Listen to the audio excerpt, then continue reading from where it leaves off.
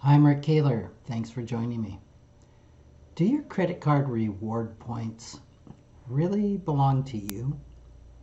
For frequent travelers who often choose credit cards based on reward programs, accumulated points can be worth thousands of dollars.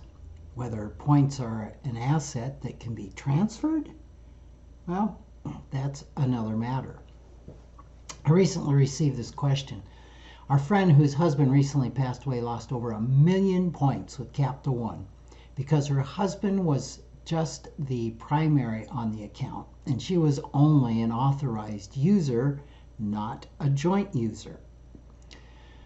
So as a result, Capital One closed the credit card since he passed and all the points were forfeited.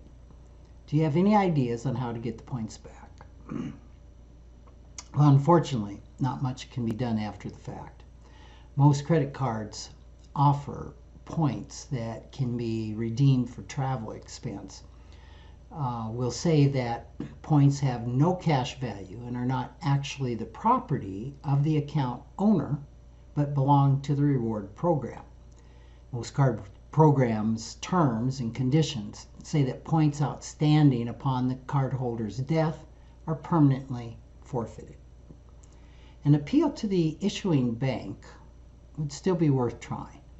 Surprisingly, some will show compassion and allow the points to transfer to another account. Or they may credit their value, that is the value of the points, against any outstanding balances on the card, usually at 1 cent per point. So, considering this issue ahead of time might allow surviving spouses to avoid losing all of a loved one's hard-earned points. So here's some ideas. First, try to find a rewards card that will allow you to own the account jointly with your spouse rather than being an authorized user.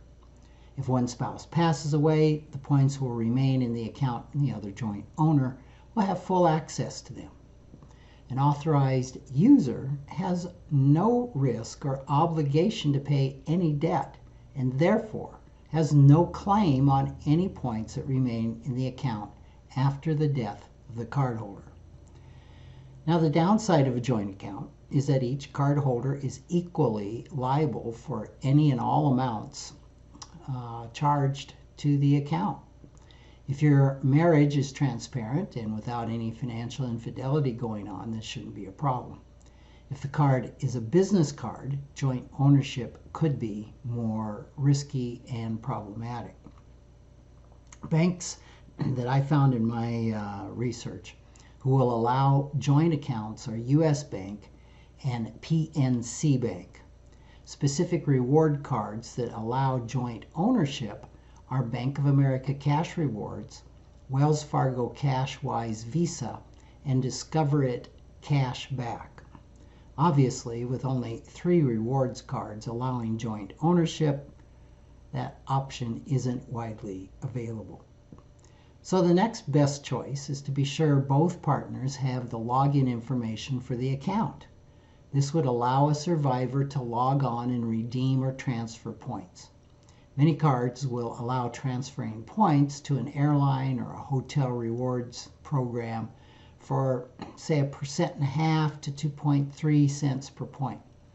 Of course, both partners need to have access to those accounts as well, which generally isn't a problem with most programs. This is also the recommendation of some specific airlines that you do this, and that's according to a September 19th, 2019 article by Richard Kerr at thepointsguy.com. Giving your next of kin access to all your airline and hotel awards accounts gives them all the information needed to continue using the points and miles without alerting the airline.